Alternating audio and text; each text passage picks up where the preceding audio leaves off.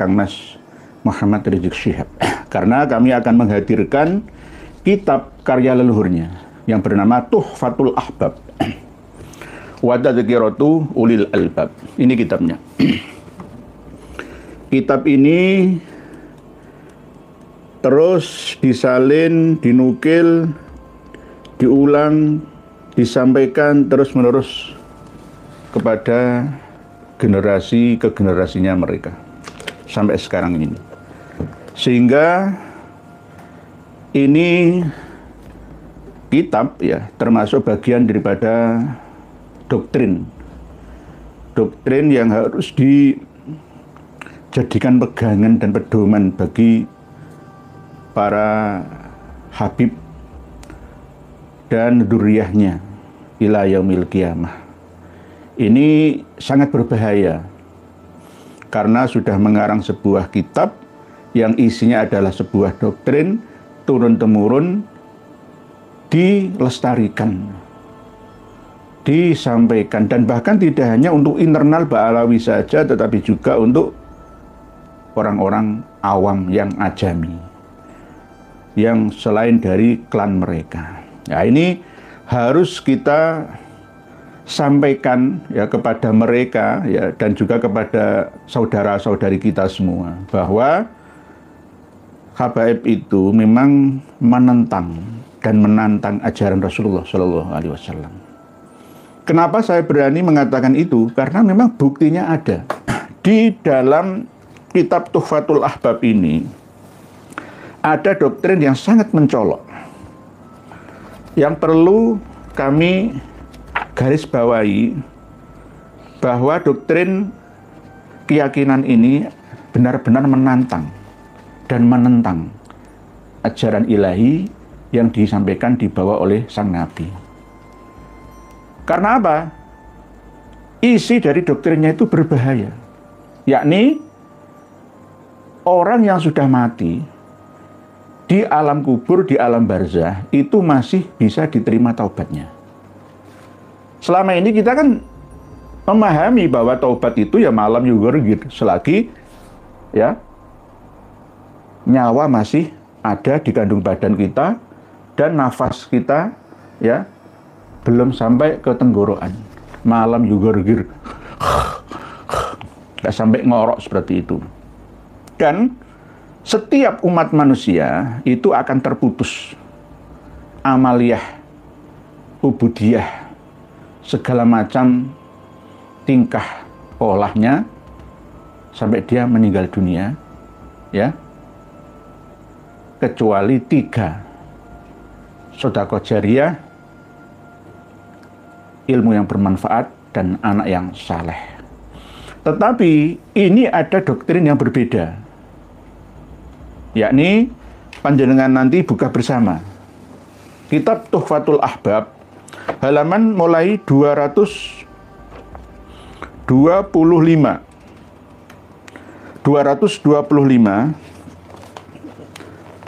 baris yang keempat dari bawah, to the point saja. Lainnya banyak sekali, doktrin-doktrin sesat menyesatkan itu banyak sekali. Ini kan sesuai dengan tema. Wa qala radhiyallahu anhu, berarti kalau radhiyallahu anhu ya berarti Habib Alwi bin Abdillah bin Aidrus bin Muhammad bin Syihab. Karena Al-Habib Aidrus bin Ahmad bin Ali, nah ini saudaranya. Habib Aidrus bin Ahmad bin Ali bin Syihab berkata, wa mimma akhbarani syaikhi wa maladhi, dan termasuk di antara apa yang telah dikabarkan oleh guruku kepadaku, ya. Guruku itu adalah pelindungku, maladhi itu pelindung. Ya ghiyasi ya maladhi fi muhimmatil umuri, maladhi itu pelindungku. Ya, jadi menganggap bahwa gurunya Habib Aidrus bin Ahmad bin Ali bin Syihab ini termasuk pelindungnya. Siapa? Syekh atau maladhinya, yakni Abdullah bin Ahmad Basaudan. Basaudan itu bukan Ba'alawi, tapi Hadrami, sama dengan Bahasuan, sama dengan Bahasuedan. Jadi Basaudan itu bukan Ba'alawi, tetapi sama-sama Hadrami. Seling kerjasama, seperti misalkan ada cerita-cerita selalu mencantumkan kaul atau perkataan eksternalnya untuk mendukung internalnya. Nah, ini ciri-cirinya itu seperti itu. Abdullah bin Ahmad Basaudan berkata begini, Annal faqihal muqaddami, sesungguhnya Muhammad bin Ali Ba'alawi yang terkenal dengan nama Al-Faqihil Muqaddam, ya. Tolaba min Rabbihi, meminta kepada Tuhannya, ya Allah, li'auladihi, untuk anak-anaknya. Ya, anaknya Al-Faqihil Muqaddam yang banyak, diantara ya Habib Ahmad, ya Habib Alwi, dan lain sebagainya. Salah satu asya'a, 3 permintaan, 3 perkara. Yakni Allah yamuta, yang pertama, ahaduhum illa wa huwa inda ra'sihi. Nanti jika satu di antara anak-anaknya Al-Faqihil Muqaddam itu meninggal, jangan sampai tidak ya berada di dekat kepalanya Al-Faqihil Muqaddam. Maksudnya bagaimana? Ya kemungkinan didekatkan makamnya, ya. Atau ada cerita di dalam kitab Syarhul Ainiyah bahwa Imam Al-Faqihil Muqaddam itu walaupun sudah meninggal dunia, itu masih bisa mengikuti sholat jenazah berjamaah bersama dengan duriyahnya, saudaranya, jamaah lainnya di Tarim Hadramaut sana. Di Syarhul Ainiyah jelas menyebutkan, dan bahkan Al-Faqihil Muqaddam sendiri mampu menyediakan kapling di barzah yang penuh dengan nikmah ya bagi seluruh duriyahnya. Hebat, luar biasa. Saya ini permintaan Al-Faqihil Muqaddam untuk anak-anaknya. Yang pertama, jangan sampai satu di antara anak-anaknya itu meninggal dunia, tetapi posisinya tidak berada di dekat kepalanya Al-Faqihil Muqaddam. Kemungkinan ingin berdekatan makamnya, atau kemungkinan disaksikan oleh beliaunya sendiri. Karena memang Al-Faqihil Muqaddam itu kan ma'ana kuluman alaiha fan, ya. Jadi ketika ada ayat yang mengingatkan kepada beliaunya itu, beliau tidak fana. Beliau tidak fana. Kullu nafsin dha'iqatul maut ma'ana alaiha. Aku tidak memiliki jiwa. Jadi hidup kekal selamanya, berada di sisi Tuhannya. Halaman 226 dibalik ya. 226 tadi kan 4 baris dari bawah halaman 25 terus atas. Wa alla yamuta ahaduhum, dan jangan sampai satu di antara mereka, anak-anaknya Al-Faqihil Muqaddam itu meninggal dunia atau mati, illa wa huwa masturun, kecuali mereka termasuk wali yang tersembunyi. Mastur, lawan katanya masyhur. Jadi ini permintaan Al-Faqihil Muqaddam kepada siapa? Kepada Allah Ta'ala. Kalau masalah permintaan itu kan nggak mengapa ya, sah-sah saja. Tetapi permintaan itu langsung dijawab di sini. Nanti ada keterangan di bawahnya.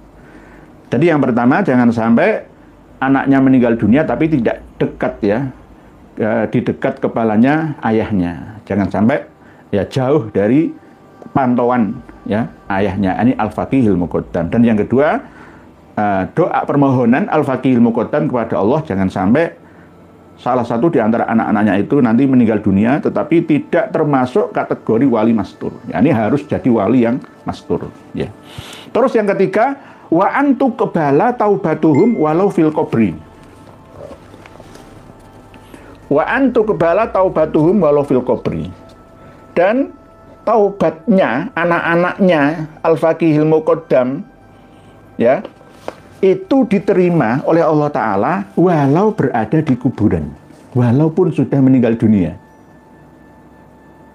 Nah, ini kalau dijadikan pegangan, pedoman, dalil para Habib Alawi, wis ndugal-ndugal gak apa-apa, morsal-morsal rapopo. Wong aku setelah mati di alam barzah itu masih bisa tobat dan diterima. Siapa yang menjamin itu? Ya, dari leluhurnya Al-Faqihil Muqaddam sendiri. Ada kitabnya, ada dasar dalilnya, pedomannya. Wa antu qbala taubatuhum walau fil qabri. Walau fil qabri, padahal hadis Nabi tidak begini. Tadi yang saya sampaikan, hadis Nabi kan jelas. Ajilu bitaubati qoblal mauti. Bersegeralah kalian untuk bertaubat sebelum kematian. Ya, karena apa? Kalau sudah mati, itu gak bisa taubat. Kalau orang yang sudah mati di kuburan, di alam barzah masih bisa diterima taubatnya, yang untuk apa kita beribadah di dunia? Orang perlu, nanti aku taubat nanti kalau sudah berada di alam kubur saja. Ini ajaran apa coba? Nah, ini berarti menentang ajarannya Kanjeng Nabi. Allah sendiri juga menyampaikan, tadi yang saya bacakan di dalam surat Tahrim ayat 8, dan bahkan ada di dalam surat Al-Munafikun juga ada, di akhir di Ain atau rukuk yang terakhir, yang biasa kalau saya mengimami sholat Jum'ah setelah khutbah itu biasa saya bacakan tidak hanya Sabbihisma Rabbikal A'la dan Hal Ataka Haditsul Ghasyiyah saja, tapi kadang selang-seling ayat terakhir surat Al-Jumu'ah, Ain terakhir surat Al-Munafikun itu. Ya ayyuhalladzina amanu la tulhikum amwalukum wala auladukum an dzikrillah. Wa may yaf'al dzalika fa ulaika humul khasirun. Wa anfiqu mimma razaqnakum min qabli ay ya'tiya ahadakumul mautu fayaqula rabbi laula akhartani ila ajalin qarib fa asaddaqa wa akum minas sholihin wa la yu'akhirallahu nafsan idza jaa ajaluha wallahu khabirum bima ta'malun. Berarti kalau orang yang mau mati itu menyesal, luar biasa penyesalannya. Ya Allah, jangan Engkau matikan dulu ya Allah, saya akan fa'as-soddaqo. Fa'as-soddaqo itu ada yang memaknai, menafsiri bersedekah. Ada yang menafsiri lain. Fa'as-soddaqo itu membenarkan. Oh, ternyata lambenya Kiai Indonesia itu ya bener ya. Nah, itu membenarkan itu. Selama ini Kiai Indonesia, Kiai Imaduddin Utsman, KRT Fakih, Gus Abbas tak pisui, ternyata bener ya. Tolong ya Allah kembalikan semenit saja. Akhirkan kematian saya akan membenarkan. Nah, ini fa'as-soddaqo. Nah, kalau fa'as-soddaqo ditafsiri bersedekah ya fa'ata-soddaqo. Ya intinya ya sama muaranya, yakni membenarkan ajaran Islam begitu. Fa'as-soddaqo akum minas sholihin, sehingga aku menjadi orang yang saleh. Jadi ternyata lambe ini Kiai Indonesia ini orang salah ya ternyata. Jadi nanti kayak Mayor Purnawirawan Muhammad Saleh itu ya, yang menuduh kami ini PKI gaya baru. Gus Abbas itu PKI gaya baru. Kiai Imad, Gus Fuad, Kiai Raden Syarif Rahmat, Kiai Joko Sahmat itu PKI gaya baru. Itu kalau tradisi pesantren itu mulut yang kurang ajar itu. Tapi karena ini dia dalam negara demokrasi ya biarkan saja. Tetap harus kita doakan semoga mendapatkan hidayah. Sekelas spesialis PKI Indonesia ya, Ustadz Alfian Tanjung saja itu hatinya itu tertutup, gak paham siapa Ahmad Aidit, siapa Fahrul Rasyid Barobah ya, siapa Ahmad Sofyan Barobah, itu nggak paham siapa Paulus Al-Ghadri bin Musa Al-Munawwar itu nggak paham ya, nggak paham. Gus Abbas itu kan pernah bercerita ya, dulu leluhurnya didatangi oleh Jenderal Ahmad Yani ya, atas suruhan dari Pak Karno untuk menanyakan siapa sebenarnya Habib-Habib itu. Nah, terus beberapa tahun belakangan ini beliau Gus Abbas Bilyasi, Ketua PWI LS Indonesia ya, pusat, kan sering menyampaikan bahwa Habib-Habib itu dalang ya, PKI yang menculik para kiai-kiai. Apakah benar? Ada benarnya. Fahrul Rasyid Barobah, seorang Habib yang berasal dari Kalimantan Timur Samarinda, itu terlibat dalam affair Madiun 48 yang turut membantai kiai-kiai yang ada di Takeran. Berapa ratus kiai, santri, ya, priayi, bahkan bupati, ya, dibantai. Monumen Pancasila Sakti, ya, berarti terlibat. Bahkan Fahrul Rasyid Barobah itu sempat dijatuhi hukuman mati, tapi akhirnya diperingan menjadi hukuman seumur hidup di Balikpapan. Tahun 84 meninggal dunia setelah beberapa bulan keluar dari penjara, dapat ampunan ya, nggak sampai hukuman seumur hidup ya, meninggal dunia. Belum lagi orang sakti yang bernama Ahmad Sofyan Barobah yang diburu oleh ABRI. TNI ya kali sekarang ya. Di hutan di Kalimantan Barat sana. Ya, siapa? Lah nggak paham ya. Ya, nggak paham. Karena terlalu dekat dengan Ba'alawi, kena sihir Ba'alawi. Ya sama seperti doktrin ini. Kembali ke materi. Wa antuk bala taubatuhum walau fil qabri. Ini permintaan dari Muhammad bin Ali Al-Faqihil Muqaddam yang menjadi Sultanul Aulia bagi Ba'alawi. Oleh sebab itu, Al-Faqihil Muqaddam ini tidak perlu dikirimi Fatihah. Rotib Al-Haddad arifkan ke Imam Ar-Rifai. Jadi saya ulangi lagi, 3 permintaan Al-Faqihil Muqaddam, wa qala lan ngendika sapa Habib Alwi bin Abdullah bin Al-Aidrus ya, bin Syihab ngendika radhiyallahu anhu, kana ono sapa Al Habibu Aidrus, Habib Aidrus bin Ahmad bin Ali bin Syihab iku yaqulu ngendika sapa Habib Idrus ngene ngendikane, wa mimmalan iku setengah sangking perkara ringi kabar ingsun sapa syekhi guru ingsun, tuan guru tua ingsun, wa maladzilan ingkang ngayomi ingsun yaiku Abdullah bin Ahmad Basaudan. Guruku iku ngene ngendikane, annal faqihal muqaddami sak temene Imam Al Faqihil Muqaddam iku tolaba nuprih amprih njaluk min robbihi sanging pangerane Al Faqihil Muqaddam li auladi kanggo anak-anake Al Faqihil Muqaddam njaluk apa salah sata asya'a ing telung perkara, ing telu pira-pira suwiji-wiji. Siji, an la yamuta ing yen ta ora mati sapa ahaduhum salah sijine aulad illa wa huwa angin utawi Al-Faqihil Muqaddam iku indarosi ana ing sanding sirahe ahad. Dadi iso nyekseni matine anake dhewe walaupun ora mati keri, tapi nang alam barzah iku isih iso ndelok anake. Maksudnya ngono. Nomor loro, wa alla yamuta lan ing yen ta ora mati sapa ahaduhum salah suwijine aulad illa wa huwa angin utawi ahad iku masturun dadi wali mastur. Wali sing ora dimasyhurno, ora terkenal. Wali mastur iku akeh. Matur suwun Pak Bambu Petuk ada Rp 20.000. Terima kasih Kanjeng Yai, berkat infonya kami tersadarkan. Matur suwun sama-sama alhamdulillah nggih, alhamdulillah. Ini kalau kayak artis panggung dapat saweran ya nggak apa-apa, ini namanya ya nanti ya mungkin buat fotokopi ya buat perjuangan nggak apa-apa, walaupun 20.000 tapi nanti dilipat gandakan 100 kali lipatnya. Amin. Matur suwun, terima kasih, jazakallah khair. Wa antuk bala nomor 3 lan ing yen to den tombo apa taubatuhum taubate aulad walau fil qabri senajan ana ing dalem kuburan. Ini loh. Terus fa ajaba monggo nyembadani sapa Allah Gusti Allah talabahu ing penjalukane Al Faqihil Muqaddam. Iki lho dijawab oleh Allah. Temenanan apa enggak ya wallah alam mau kita tulisane ngene ya. Fa'ajaba ya. Fa'ajaballahu talabahu. Nanti dengan baca sendiri.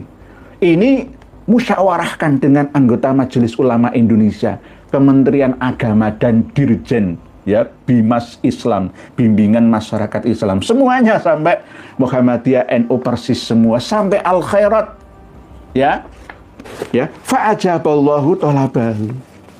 Lah, tidak hanya permintaan 3 ini untuk anak-anaknya Al Faqihil Muqaddam saja, tetapi berikutnya di bawahnya summa qala Al Habib Alwi, lalu Habib Alwi berkata wa kunna nasma'u minal ammi Abi Bakar bin Abdillah Al-Khirid ya, tulisannya Al-Khirid. Al-Khirid itu Ba'alawi, sama dengan pengarang kitab Al-Ghurur Muhammad bin Ali bin Alwi Khirid itu. Ya. Qala Al Habib Alwi, Habib Alwi berkata, wa kunna lan ono sapa ingsun iku nasma'u ngrungu sapa ingsun minal ammi Abi Bakar saking paman Abi Bakar bin Abdullah Al-Kharid annaha tuqbalu, bahwa sesungguhnya taubatnya mereka anak-anak Al Faqihil Muqaddam itu diterima walau fil qabri. taubat nang jero kuburan iku wis diterima. Berarti hadisnya Kanjeng Nabi percuma. Hadisnya Kanjeng Nabi enggak berguna. Quran yang enggak berguna. Wong taubat iso kok nang kuburan kuwi iso kok. Nah, berarti ini menentang dan menantang ajaran Islam. Tidak sesuai dengan Quran dan hadis Kanjeng Nabi. Silahkan share kemana-mana di seluruh dunia. Apakah ini masuk akal dan sesuai dengan ajaran Islam? Enggak ada. Kalau begitu nanti saya akan ikut-ikutan ajaran ini, ya. Wah, saya akan murus salah sakaraku dhewe. Nanti saya setelah mati akan taubat. Di mana taubat saya? Bukan malam juga, bukan di dunia ini. Setelah saya mati di alam barzah, saya baru taubat. Lawan Kanjeng Nabi saja itu setiap hari taubat sampai 100 kali. Itu Kanjeng Nabi. Masih hidupnya Kanjeng Nabi. Fa inni atubu ilaihi kulla yaumin mi'ata marratin. Itu Kanjeng Nabi. Lah ini mau ngalah-ngalahi Kanjeng Nabi. Mau di atasnya Kanjeng Nabi. Bukan subhanallah. Na'udzubillah, astagfirullah. Ajilu bitaubati qoblal mauti. Oleh sebab itu nasihat kami untuk Kang Mas Muhammad Rizik Syihab, ya, dan kawan-kawan semua, ya, Dek Hanif Al-Atos, ya, terus Dek Aldo, ya, Mas Taufik bin Abdul Qadir As-Sakof, ya, Kang Mas Lutfi bin Yahya Pekalongan, semuanya, wa ahli baitihim wa dzurriyyatihim wa ikhwanihim, ya, kulluhum ajmaun tubu ilallahi taubatan nasuha. Malam yughurhir. Jangan mengikuti kitab Tuhfatul Ahbab ini. Tobat kalian akan menunggu setelah kematian, di alam barzah kalian baru taubat. Ya silahkan. Silakan, nggih. Wa alla yamuta ahadum illa wa huwa mastur, dan seterusnya, kama dzukira kama dzakara al Habib Aidrus bin Ahmad al-Madzkur. Naudzubillah, tsumma naudzubillah. Ini menantang Allah, menantang Rasulullah, menantang Allah, menantang Rasulullah, menantang Al-Qur'an, menantang hadis Kanjeng Nabi. Hadis Kanjeng Nabi, ajilu bitaubati qoblal mauti. Tetapi wa antuk bala taubatuhum walau fil qabri. Jawabannya, Allah nyembadani fa ajaballahu talabahu. Kurang apa nih? Kanjeng Nabi kalah. Tidak hanya masalah Mi'raj 70 kali saja oleh Al-Faqihil Muqaddam. Tidak hanya masalah Al-Faqihil Muqaddam mengaku anallah, aku adalah Allah. Tidak hanya itu saja. Tetapi dari anak cucunya Al-Faqihil Muqaddam, semisal Abdurrahman As-Segaf yang 33 tahun tidak tidur, ya, yang Abu Bakar bin Salim dan anak-anaknya ada Umar Al-Muhdor, ya, yang memiliki karomah luar biasa, bisa mendatangkan rantai dari langit yang berwujud emas, bisa terbang, ya, dan bahkan ada karomah-karomah yang tidak berstandar ilmiah, ya, tapi khurafah. Lah ini Kanjeng Nabi kalah. Kalau Kanjeng Nabi saja bisa kalah, apalagi di bawahnya Rasulullah. Apalagi dengan kita-kita. Wah, ya gak ada apa-apanya dengan Al-Faqihil Muqaddam, dengan Ba'alawi semuanya. Intinya, Ba'alawi, Habib-Habib ini kepingin sejajar dengan Allah. Bahkan sama kayak mengatur Allah itu. Lah ini fa'ajaballahu talabahu. Siapa yang mengabulkan? Allah sendiri yang mengabulkan kok. Tidak ada cerita prosesnya Allah mengabulkannya seperti apa, enggak, tapi langsung ditulis fa'ajaballahu talabahu. Jadi taubat setelah mati itu enggak apa-apa. Masih bisa, karena ini permintaan khusus dari beliaunya untuk dzurriyyahnya, ya, untuk anak-anaknya. Wa antubala taubatuhum walau fil qabri. Ya ini loh, walau fil qabri. Monggo para kiai semua, ayo simak bersama. Yang tidak melek teknologi YouTube seperti ini, tolong cucu-cucunya, santri-santrinya beritahu, ya, perlihatkan kepada para masyayikh, para guru, ya, termasuk habaib-habaib yang ngajar di pesantren-pesantren Ba'alawi semua. Lihat kitab karya leluhurnya Kang Mas Muhammad Rizik Syihab. Kalau misalkan mereka ngeles, itu kan dari kitab Tuhfatul Ahbab. Saya kan nggak mau ngikutin, lah ada kitabnya kok. Tidak hanya kitab ini saja. Nanti kalau saya datangkan kitab yang tertulis di situ Habib itu boleh menginjak Al-Quran kok, mushaf kok. Ayo, gimana, ayo. Apakah ada? Oh, ada, saya punya semua itu datanya. Menginjak Al-Quran itu nggak apa-apa, karena saya sendiri termasuk mushaf, ya. Nah, misalkan ya. Ini kan, misalkan ini sama-sama, ini mushaf, ditumbuk, ini kan nggak apa-apa. Nah, saya misalkan menginjak Al-Quran, numbuki Al-Quran, ya. Saya juga Al-Quran yang berjalan, hidup. Ya, saya numbuk, saya tidak niat menginjak loh ya. Tapi, boleh-boleh saja dengan niat yang lain. Ya, sama seperti ketika anak-anak pesantren boyong dari pondoknya, kitabnya, ada mushafnya ditaruh di kardus darurat di bis kota, bis umum ya. Kardusnya ditaruh di bagasi, di belakang ya, di sikil bagaimana. Nggak niat nggawa Al-Quran, tapi niat nggawa kardus. Dulu tuh saya begitu pada waktu masih mondok. Lah, ini panjenengan teruskan sendiri. Ya, ini bukan lelucon ya, ini serius. Ada kitabnya, Tuhfatul Ahbab. Tuhfatul Ahbab. Ya. Wa tadhkiratu ulil albab bi dzikri nazrin min manaqibil arif billahil wahhab al-habib alwi bin Abdullah bin Idrus bin Muhammad ibnu Syihab wa manaqibi wa masyayikhi wa abai wa umumati as-sadatil atnab. Karya yang nulis itu adalah Umar bin Alawi bin Abi Bakar Al-Kaf. Al-Kaf. Dulu saya waktu masih meneliti antara Syiah Habib Ali Al-Habsyi Bangil Pasuruan itu musuhan dengan Habib Al-Kaf, tapi sudah meninggal dunia beliau. Sama-sama Habib itu musuhan masalah Syiah dan Sunnah. Jadi intinya ya, doktrin Ba'alawi itu jelas menentang dan menantang Tuhan. Tapi anehnya ya, kalau di Arab Spring ya, di Afrika Utara sampai Timur Tengah sana ya, tidak respon dengan ini sejak tahun 2011 yang lalu ya wajar, karena mereka sibuk mikirkan nasib politik di negaranya masing-masing. Kalau di Indonesia kan negara aman-nyaman. Kenapa kita tidak bangkit semua untuk mengupasnya? Tolong, adakan Bahsul Masail. Sudah kami kasih modal PDF Tuhfatul Ahbabnya. Lah, wah itu kan PDF loh, aslinya ada. ada aslinya. Nah, sekarang kan lebih cepat ngirimnya, itu kan PDF langsung ya. Apalagi di haizin.com bisa panjenengan akses, bisa panjenengan pelajari semua, tidak hanya ini saja, banyak sekali. Jadi kalau tidak dihukumi sesat itu terus hukumi apa lah? Coba ya. Coba ya. Wong bisa mengatur Tuhan kok. Kanjeng Nabi aja kalah. Umar Al-Mudhar, Alwi Al-Ghuyur, Ali Sohibud Darok itu kalau kita mau minta apa-apa itu sambat-sambat ke 3 orang tokoh. Superman, Spiderman, dan Batman ini.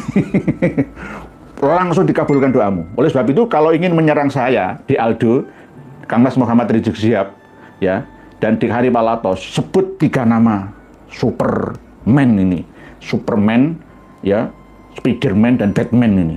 Minta bantuan ke 3 orang ini, biar saya tumbang misalkan. Silahkan. Nek mandi, wis gak mandi. Terus gak sekti lagi. Gak ada, saya gak percaya. Kecuali saya percaya, masuk juga. Saya gak percaya itu. Karena apa? Ini doktrin. Doktrin. Sambat-sambat kok karo menungso. Ya sambat-sambat karo Gusti Allah. Nek wasilah kalau Rasulullah, Alul Badri, Aulia Utisah, itu gak masalah. Dari Pak Bambu Petuk Rp10.000 matur suwun. Nggak apa-apa ya, jangan namanya dikira saya itu ngamen ya, saya kan nggak minta, dilarang ya. Saya itu nggak pernah minta-minta ya. Ya selain dari leluhur saya, guru saya. Wong keturunan ini Kanjeng Nabi, aku nggak jaluk-jaluk, ngono lho. Wong keturunannya Kanjeng Nabi kok dawir yo, berarti orang keturunannya Kanjeng Nabi. Oh, berarti palsu ya. Al-Hikaza, yang lebih anehnya Habib banyak pengarang kitab yang super-super kedustaannya, tapi masih banyak yang percaya ya, karena masih kena pengaruh gendam Pak Al-Hikaza. Yaitu sore ini tadi loh, saya dibel oleh seorang kiai dari Demak. Besok Senin ini itu mau mengembalikan anaknya yang mondok ke Probolinggo, pondok pesantrennya Habib. Saya larang balik. Sudah saya seleksi, saya teliti, wah nggak berkembang ini, terus usah balik. Karena memang ya di Probolinggo itu kan rebutan santri. Semakin banyak santri sama dengan aset harta benda. Semakin wah santri saya loh. Jadi kalau misalkan ada yang banyak juga yang minta mau mondokkan anaknya ke pesantren saya, tak tolak. Saya nggak ingin banyak santri. Ya cukup santri di alam dimensi langit saja seperti ini. Ya bukan santri lah, nanti ya pokoknya teman berbagi itu saja. Mungkin demikian yang dapat kami sampaikan. Pak Karsono bin Yahdi gojik dan belum demit kok enggak teriak-teriak lagi. Pak Meliani kelompok Habib Nusantara aja udah tersesat, apalagi ajarannya lebih menyesatkan lagi, udah tersesat menyesatkan lagi, parah. Pak Ahmad Muhammad, terus atas dasar apa pemimpin Islam di Indonesia kok jadi diam? Ya karena nggak punya kitabnya, Pak Muhammad Ahmad. Ya sekarang kan sudah kita bagikan bersama. Mungkin demikian kodimahnya, enteng-entengan satu kitab saja. Nanti secara bertahap akan kami berikan lainnya. Insya Allah. Insya Allah, karena ini sifatnya ngaji bersama.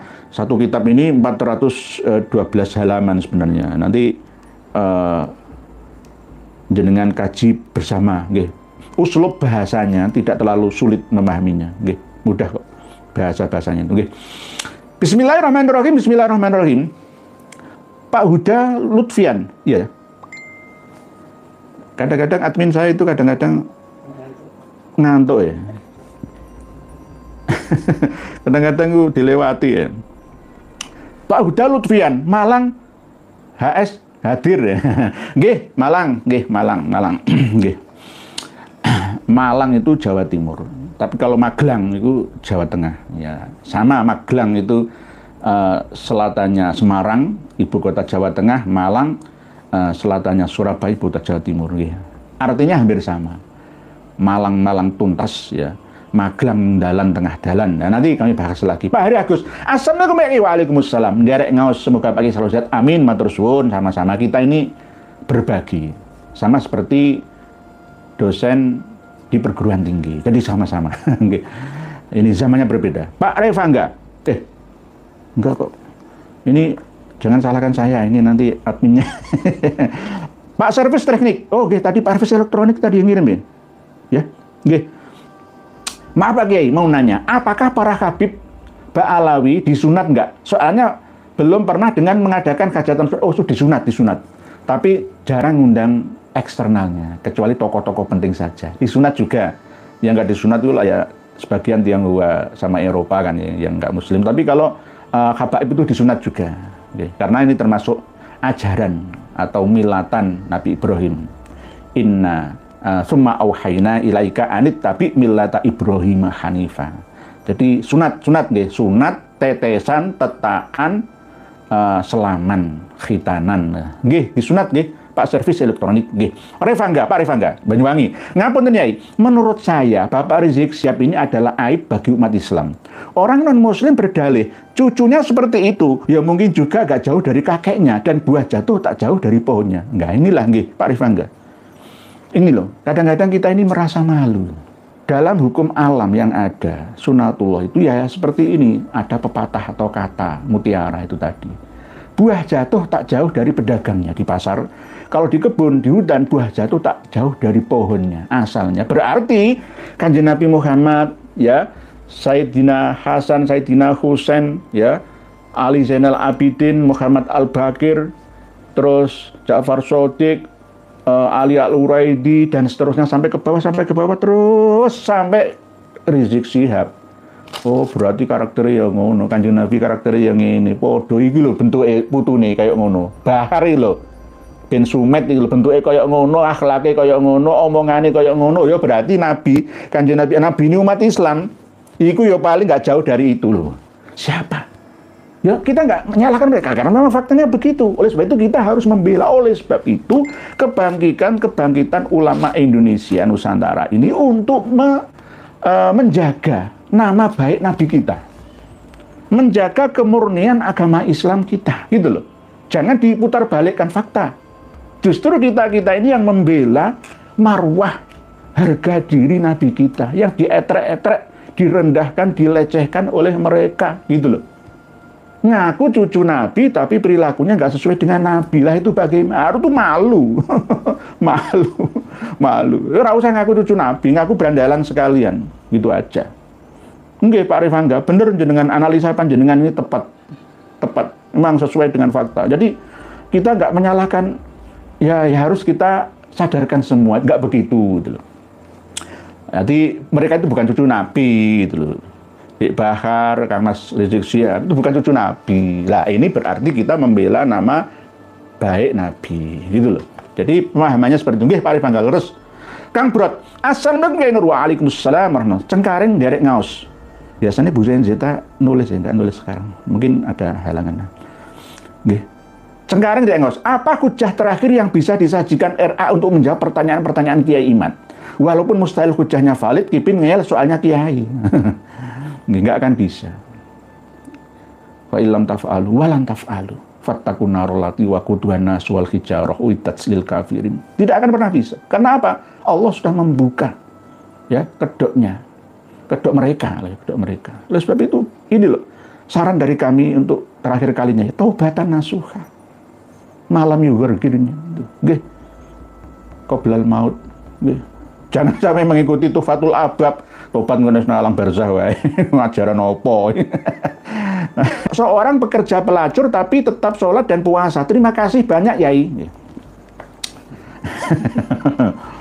Mas Anom ini ada-ada saja. Ya nggak apa-apa, namanya ya, Kiai itu harus serba bisa. Ya, ada hukum agama dan sosial. Hukum agama melarang pekerjaan yang tidak dihalalkan. Masalah sosial juga sebenarnya norma masyarakat kita, etika, ya juga melarangnya. Tetapi kadangkala teori tidak sesuai dengan prakteknya. Apakah Kiai mampu mencukupi kebutuhannya? Apakah negara juga bisa menjamin kebutuhannya? Si pelacur wanita yang berbuat nista, seperti ini tadi dari pertanyaan Mas Anomnya, ya kan nggak bisa. Kembali kepada ranah pribadi masing-masing. Mereka pasti memiliki alasan yang berbeda-beda. Ya. Kenapa pelacur dan pelanggannya itu tidak kena had zina? Karena apa? Ini termasuk bagian daripada syibih, tasyabuh. Mohon maaf. Dan di Indonesia tidak menerapkan hukum Islam. Ya. Karena kebutuhan biologis manusia itu juga berbeda-beda. Ya mohon maaf, kalau sekarang bahasa pelacur itu kan bahasanya lebih keren kan, pekerja seks komersial. Jadi mereka itu bekerja gitu loh. Bekerja kan ini macam-macam, ada yang halal, ada yang haram. Nah itu termasuk bekerja yang tidak halal, begitu hasilnya. Ya sama dengan bos, pengusaha. Pengusaha itu ya macam-macam. Ada pengusaha sabu-sabu, ya ada pengusaha. Ya sebenarnya nggak hanya sabu-sabu saja. Orang baik itu ada di mana saja, orang buruk itu juga ada di mana saja. Lah yang kemarin itu kan ada ceritanya. Mantan ketua PCNO Ngawi, ya ketangkep iki. Padahal memiliki pesantren yang luar biasa tuanya di daerah Ngawi sana. Saya mengikuti perkembangan kasusnya. Kurang apanya seorang kiai ternama di Magelang ditangkap polisi gara-gara mencabuli. Ya. Orang baik itu ada di tempat pelacuran juga ada, orang buruk juga ada di pesantren dan masjid juga. Sama-sama. Oleh sebab itu, gunanya ustadz dan kiai itu harus bisa masuk ke semua lini yang ada. Tapi jangan mengikuti arus. Ya, tetap mencari obat bagi mereka. Tidak hanya obat hati, tapi juga solusinya. Solusinya bagaimana? Harusnya seorang presiden ya seperti saya. Semuanya akan makmur sejahtera. Akan saya larang semua portal-portal. Polisi banyak yang nganggur nantinya. Karena apa? Kejahatan minim karena sudah makmur dan sentausa. Kang Samin, Ba'alawi telah jadi duri dalam daging untuk kerukunan umat Islam dalam berbangsa dan bernegara. Saya setuju mereka dipulangkan seperti yang dikatakan founding father kita Bung Karno. Kang Samin, dalam hati saya pribadi itu belum setuju. Nah ini kelemahan saya kemungkinan. Saya ini mempunyai kelemahan ya. Karena apa? Saknoan. Dan nanti kalau dipulangkan ya, dulu kan tahun 65, 66 ya pernah kan etnis Tionghoa itu dipulangkan, tahun 60-an itu. Dipulangkan itu besar-besaran, geger pecinan. Tidak hanya geger pecinan pada waktu Mas Gerendi, pada waktu Mataram itu. Enggak, tapi ya di setelah era kemerdekaan itu. Terus nanti wong pada Islami ya, kasihan lah ya, kasihan. Nanti kalau di Tarim sana surganya mana? Nggak ada.